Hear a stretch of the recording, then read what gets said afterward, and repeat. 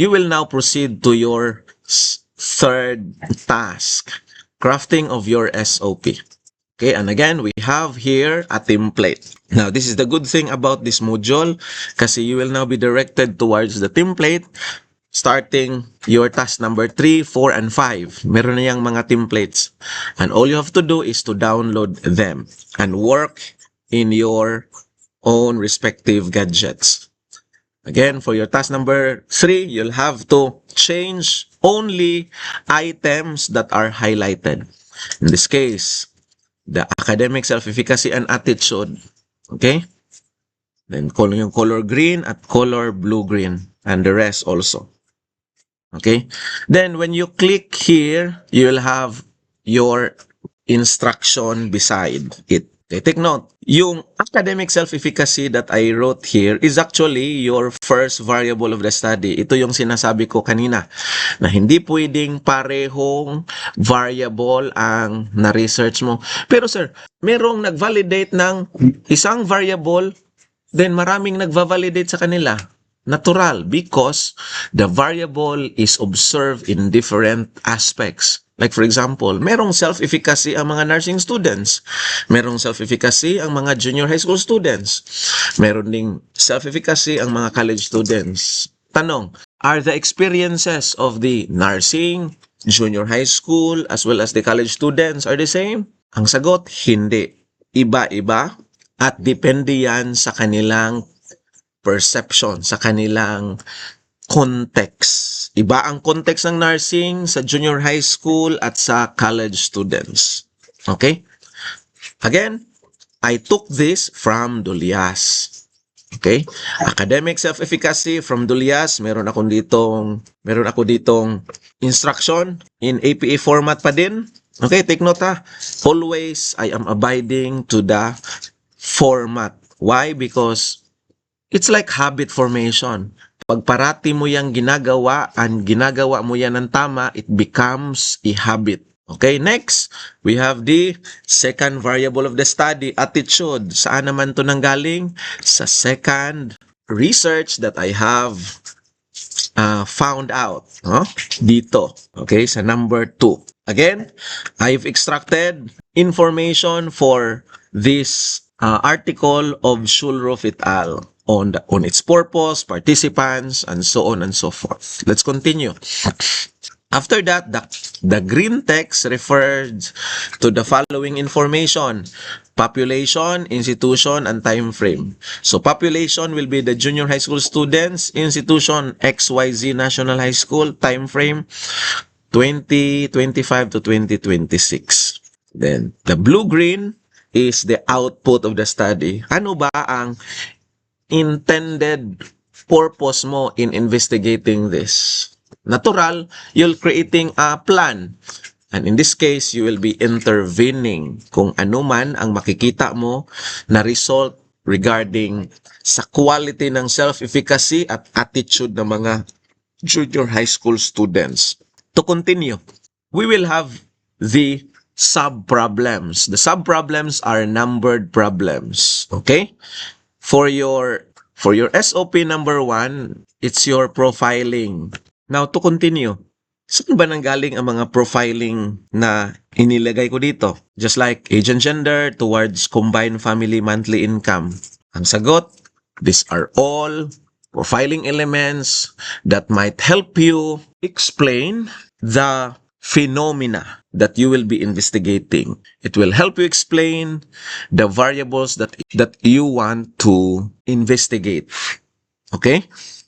Take for example, later on, age and gender, makita natin dito kung ano ba ang kanilang age bracket, kanilang kasarian.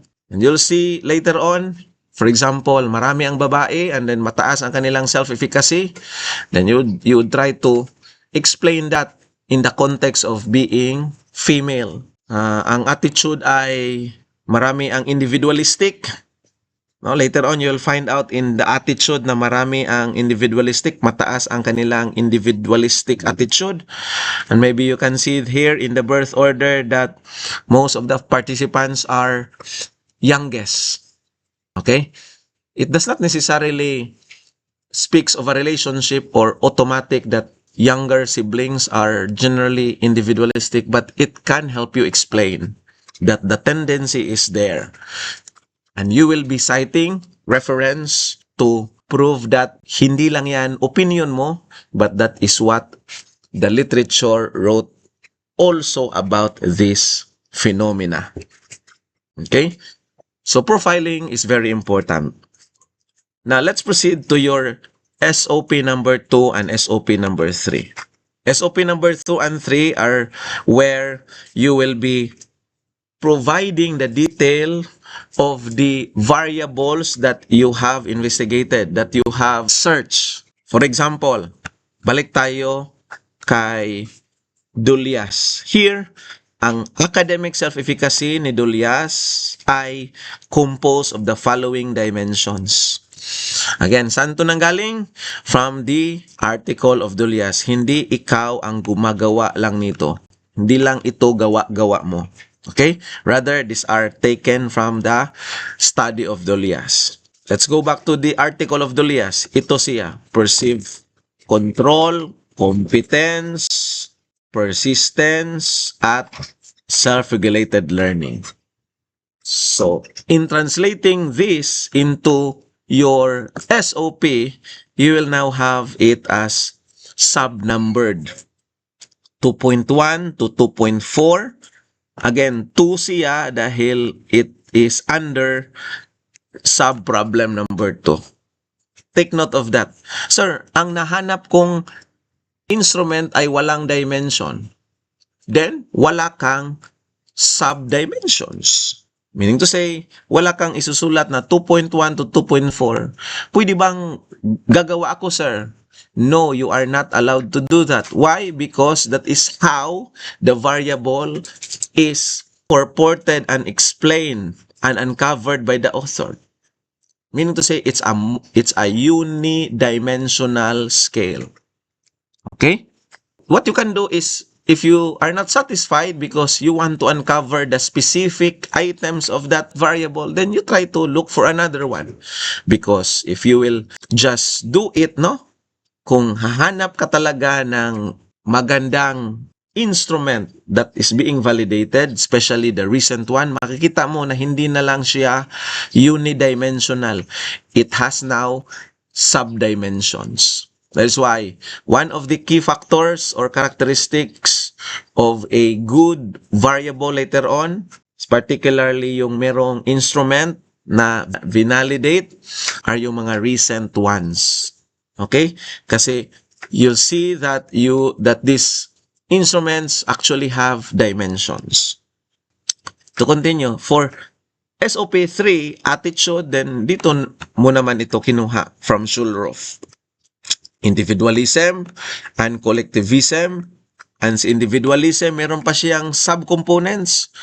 Meron siyang responsibility, uniqueness, competitiveness. At si collectivism, meron siyang advice and harmony. Again, where did you get this? You get this from the study of Schulroff. The same procedure, you extract the information from the research article. Okay? And so you have now your SOP 1, 2, and 3. Now, for SOP 4, 5, 6, and 7, meron akong sinulat dito na instruction na this is not yet required for the current output. Ang dalawang ito, si 4, 5, 6, at si 7. But just to reiterate, recap again, itong 4, 5, 6 are all inferential statistics. Okay? Where you test now the relationship and the difference among and between the variables of the study. Now, I will not discuss heavily on this because ito yung content ng statistics class ninyo. But later on, ito ang pinaka-importante actually. Why? Dito mo mailahad sa yung research later on na ikaw ay nag-a-address ng gap.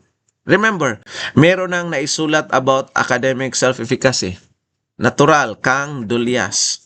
Meron nang naisulat about attitude. Natural, we have Schulroff. But ano pa ba ang hindi naisulat? And here, you will say that wala pang study na nag-associate ng academic self-efficacy at attitude. Paano mo nalaman, sir, na wala pa? That is your research. Meaning to say, tingnan mo uli sa Google Scholar, tingnan mo uli kung meron na bang nasulat na nag-associate ng dalawang variable in the context of the junior high school in the Philippines. Kung wala pa, then that is what you will be contributing to the literature. To continue, seventh sub-problem is the qualitative component. Okay? Hindi ito parte ng iyong quantitative investigation. Big sabihin, qualitative ito, you will be interviewing. Therefore, the answer of the participants here is no longer checklist, no longer within a scale, but their verbal articulation. Yung kanilang purong salita. Okay? And you'll be analyzing that, extracting the themes, and appreciating it, and later on, analyzing them. Okay? Ibig sabihin, pag hindi pa kasali si 4, 5, 6, and 7, then you jump in the last sub-problem, which again, we go back to the output of the study. What intervention plan can be proposed? Ibig sabihin, from 3, since hindi pa ito kailangan for now, so who will help us, sir, in crafting 4, 5, 6, 7? I have here an instruction that you can work that with your advisor. Okay? With your thesis advisor. Ibig sabihin, pag wala ka pang 4, 5, 6, at 7, you can have your 8 as your number 4. Based on the findings, what intervention plan can be proposed? Actually, for an undergraduate thesis, your 1, 2, 3, 4 is already enough. Okay? So, you have now your task number 3. After doing task number 3, you can now move to your task number 4. And ito yung focus ng recording na ito. Okay? So, here, in crafting your survey questionnaire and instrument description, we just go back to the steps, review the statement of the problem, design the survey structure, develop the questions for each dimensions. Here, hindi ka na ang nag-develop, no? You are just extracting it. Katulad nitong Kang Dulyas, gagawin mo lang is kopyahin mo lang ito. Sir, again, copying, sir, is that okay? I've already stated a while ago that you are not just copying and claiming it as your own. Pag ginawa mo yan, that is plagiarism. You are citing properly na itong mga items na ito ay nanggaling Kang Dulyas. And again, that is acceptable. You are adapting a survey questionnaire. Okay? And after that, once you are done with your survey questionnaire, you then describe the instrument, the parts of the questionnaire. At it includes the following data. Later on, itong data na ito are actually extracted from your task number 2. Okay, to continue, you have here another sample. Click this one and you will now be forwarded to your task number 4. Again, merong name of the student. Ikaw ito, ha? Okay? Because ito ay yung output for your task number 4. Then, ano ang yung program na in-enroll? Then, this is your survey questionnaire. Now, as we go through crafting task number 4, ang instruction dito ay we always review the SOP. We always go back. Meaning to say, we go back to your SOP here. Remember, meron kang profile, meron kang level of academic self-efficacy, at meron kang attitude. Meron kang tatlong elements that you will be investigating via quantitative approach. Meaning to say, sa survey questionnaire mo later, meron kang tatlong part. Part 1 for the profile, Part 2 for the academic self-efficacy scale, at Part 3 for the individualism, collectivism scale. Sir, nasaan dyan ang SOP 4, 5, 6, 7, at 8? Sagot, wala. Kasi hindi sila part of your descriptive investigation. Ibig sabihin, ang 4, 5, 6, at 7 are other level of investigation. Particularly, I would just like to reiterate, 4, 5, 6 are inferential. Ang 7 is a qualitative. Let's continue now.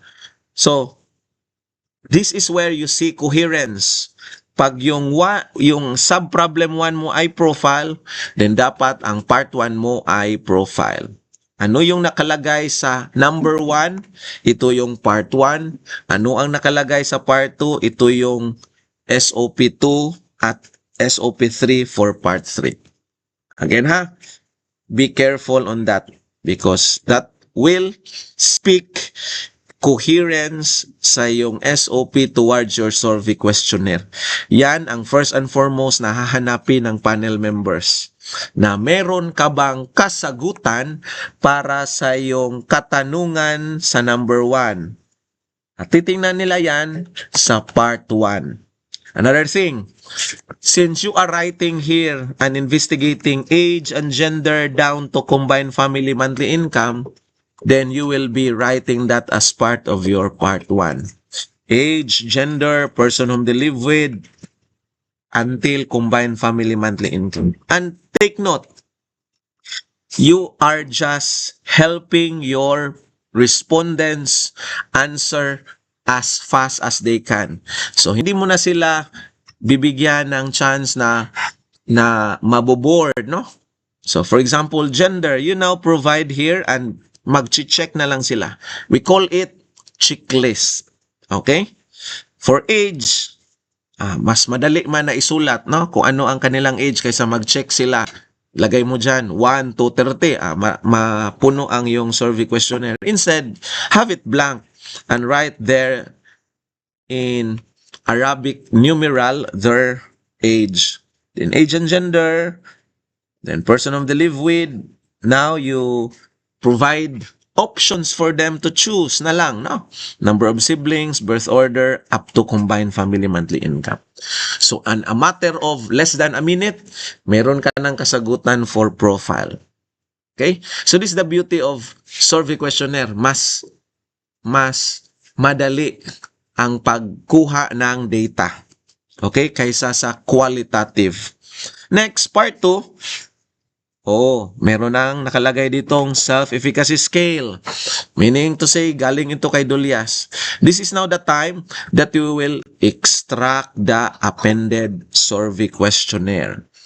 And again, you just have to copy and extract them. I will succeed because I can improve my study habit. I will succeed because I can improve my study habit. Then you just have to put all here. And again, it's a 4-point Likert scale. Strongly agree towards strongly disagree. Okay? Then you have part 3 on individualism and collectivism scale. Again, you take this from the study of Schulroff et al. Galing dito. Okay? Okay? So, titignan lang natin just to peruse the article of Schulroff et al. Okay? Galing ito dito. Okay? So, no need for me to go through into the article. I'm just sharing to you na, again, ito ang article that I have taken and extracted the information about individualism and collectivism. So, hindi ito gawa-gawa ko.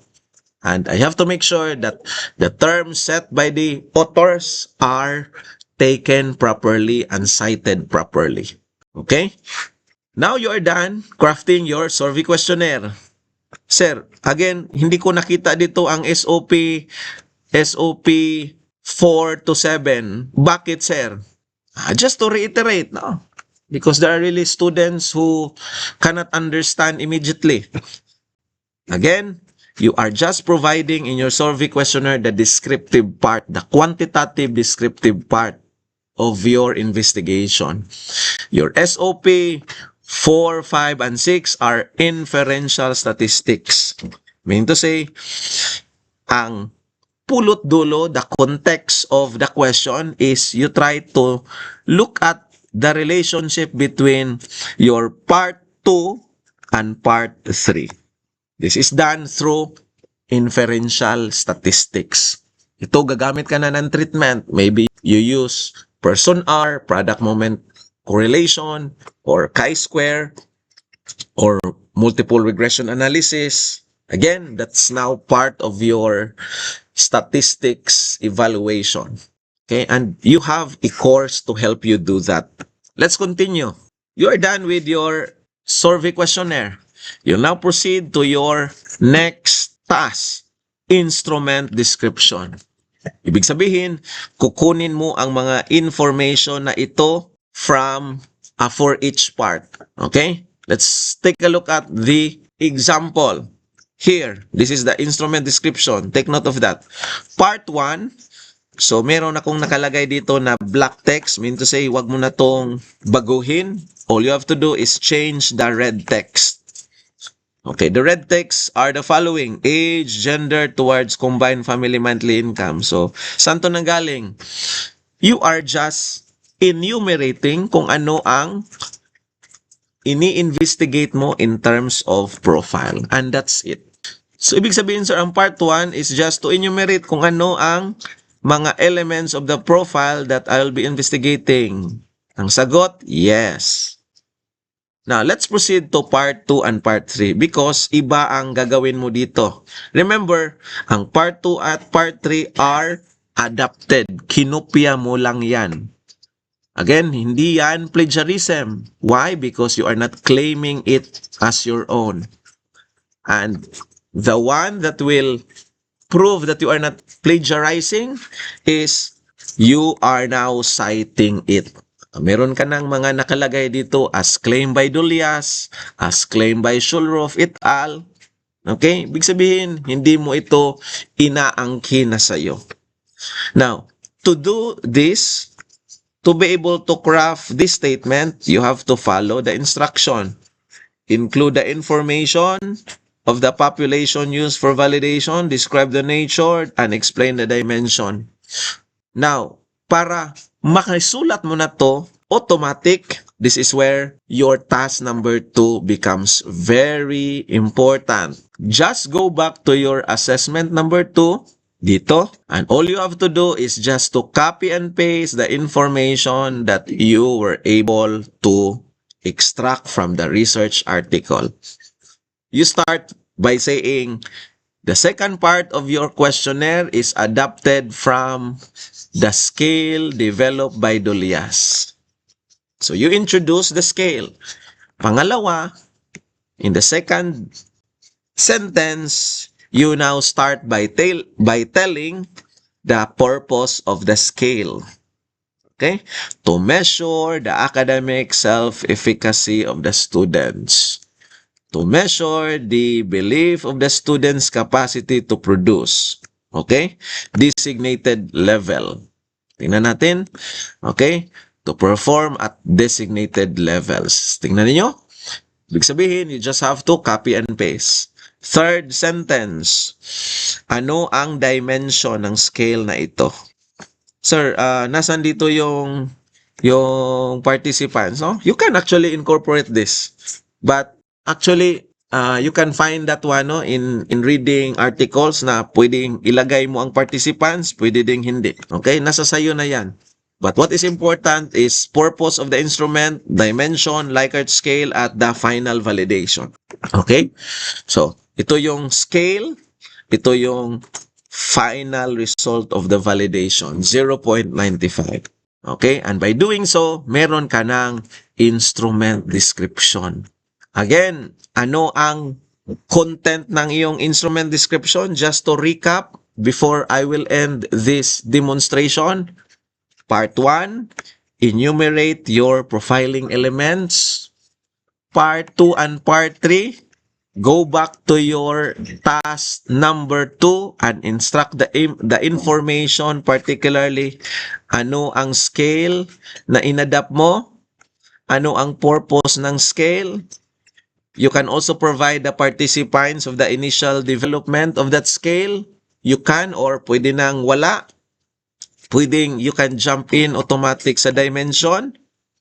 At you can also then proceed to the final Likert scaling ng final stage nito at final validation and result of the validation. And there you go. You have now the instrument description for your part 1 and part 2 and part 3 respectively.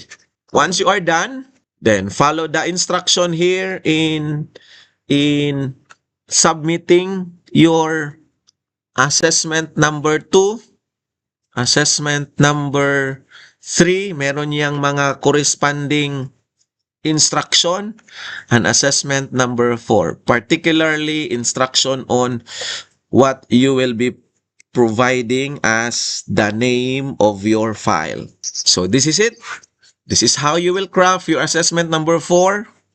Once again, if you are having hard time in crafting your assessment 3 and 4, maybe the reason is yung na-research mo na mga research articles sa task number 2 ay hindi mga articles that validated a survey questionnaire. That will be all for now. Thank you everyone for listening and carefully following the instruction of this crafting of your assessment number 4. For our next recording, I will be providing another demonstration on how to craft your assessment number 5. That would be all. Thank you so much for your participation.